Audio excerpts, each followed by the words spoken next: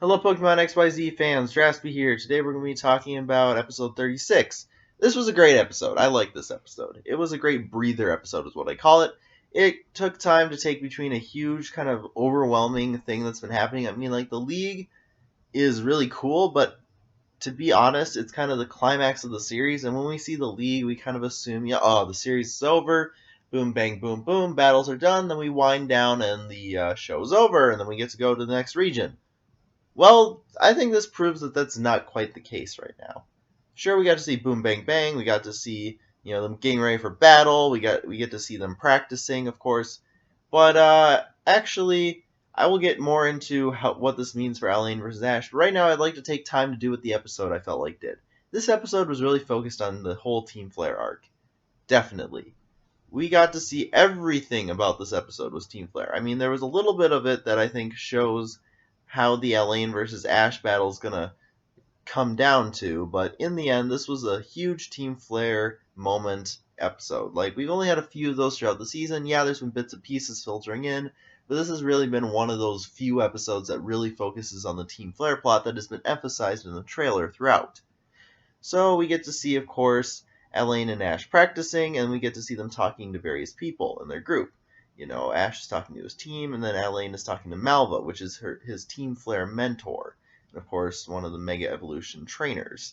So that is going on at the same time. We get to see Marin come to the scene. Now, the fact that Marin's coming to the scene shows that something major is going to happen, because, well, she's not part of Team Flare, she's associated with Team Flare, and if something major is going to happen, they might want to have her on hand, because I have a feeling that Team Flare doesn't just have her around just for show.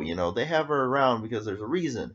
Now, whether it's because, I don't know, maybe Elaine has promised to take care of her, and Elaine's a relatively important part of the plan.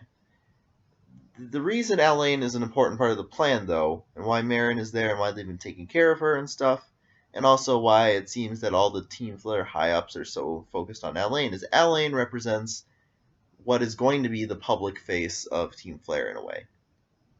Because Team Flare can conquer the region with the Z2 plan. They have everything they need, except for maybe Squishy. But victory is almost assured. They can bring it up, they can raise up the giant Zygrad thing, and things will be good, right? They'll build it, they'll take over. They got Lumia City mainly because the gym leader and Blaziken man are out of town. Everything is ready.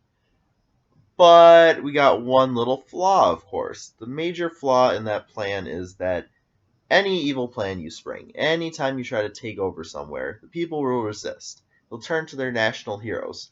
Well, in the Pokemon world, I'm assuming the national hero would be Elaine, would be the champion. Champion right now is Diantha. If the new champion per se is Elaine, he beats Ash, then he will be kind of the new hero, right? Yeah, we got this trainer, the hero, da da da da. He's our guy, he's our bro. This is Elaine, everybody in Kalos. If he's associated with Team Flare, that would really strike a chord, because the League is like supposed to be all the trainers get together to determine who's the best trainer. So to have Team Flare literally have the best trainer on their side, and at the same time conquer Kalos, would be a phenomenal thing as far as like getting to make sure their grip on power is secure. Because I mean, you can subjugate a people with your might, but psychologically, they're going to still be resisting you until you have to defeat them psychologically. That's a big element of conquest.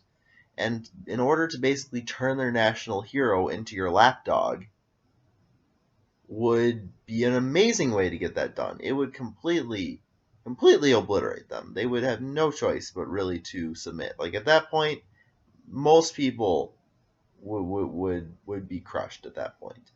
And that's a major thing. That's a major thing. So we got that whole business with Elaine, why that's important.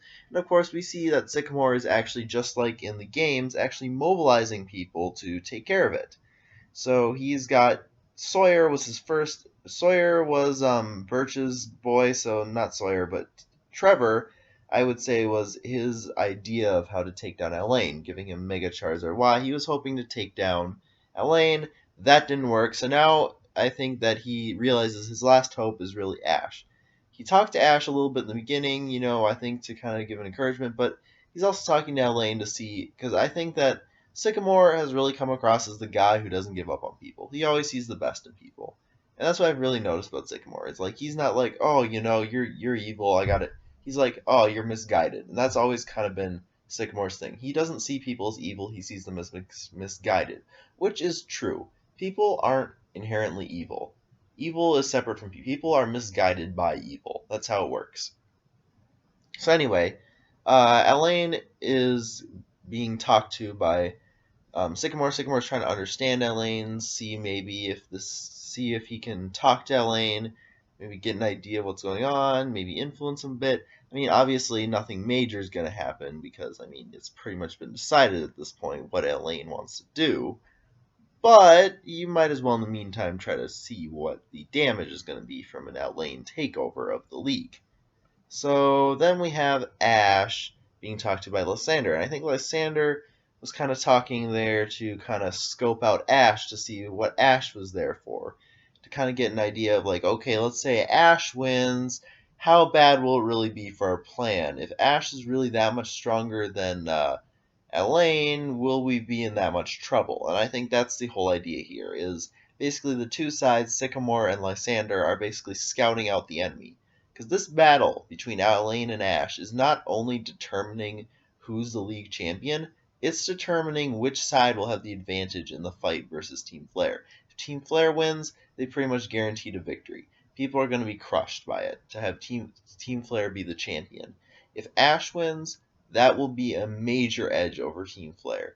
Team Flare will not have the will not have the psychological control. I mean, like having a freaking legendary beast be the in the middle of Lumio City and having all that power is definitely going to be a psychological element.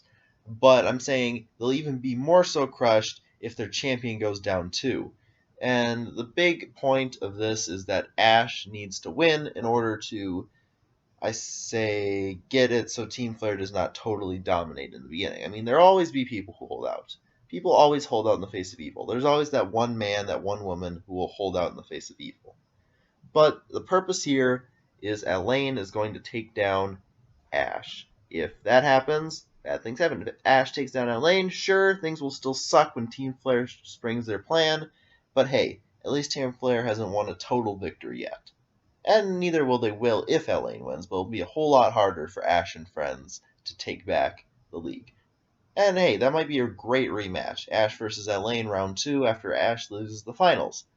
Point in fact is, this next battle is not only determining who wins the championship, whether Ash finally gets to be champion, but it is determining whether or not Ash versus Team Flare will turn into Ash versus Elaine round 2, or whether it will turn into Ash and Elaine versus Team Flare. That is the whole point of this episode. Next episode, well, the next 2 episodes, and then the 3rd episode, of course. So the next 3 episodes, we're going to see a shakedown to see whether it's Ash versus Elaine and Team Flare, or Ash and Elaine versus Team Flare. I'm really rooting for Ash and Elaine versus Team Flare. That'd be a great thing to do. But, of course, in the meantime, we have the issue of the actual battle coming up. So, what do I think? Well, I think this episode shows I have a friend named Mark Swarner. I've been talking to him, and he actually pointed out that Elaine has only really one Pokemon he relies on. That's one of the things. Like, Charizard is his bro. He hangs out with Charizard all the time. He has a really deep bond with Charizard, just like Red had a really deep bond with Charizard in Pokemon Origins, another comparison he made. And he also pointed out that Ash has all 6 Pokemon he has really deep personal bonds with. Ash has interpersonal relationships with all his Pokemon that he's forged, and he's only had 6 Pokemon this gen, so it's not like he's switching out and splitting his time. Each Pokemon in his party he's formed a unique bond with. And that, I think, will be one of the major deciding factors, is who has the stronger bond. I mean, well, Elaine has this Mega Evolution with Charizard, this deep Mega Evolution bond. We really, in the end, only can rely to see if the winner will be determined possibly by who has the better bonds with their Pokemon. And whether Ash will be able to pull off that victory this time or maybe later, we'll have to wait and see. But anyway, I'll see you next week for Pokemon XY&Z episode 37, and please leave a like, comment, subscribe. Draspee out.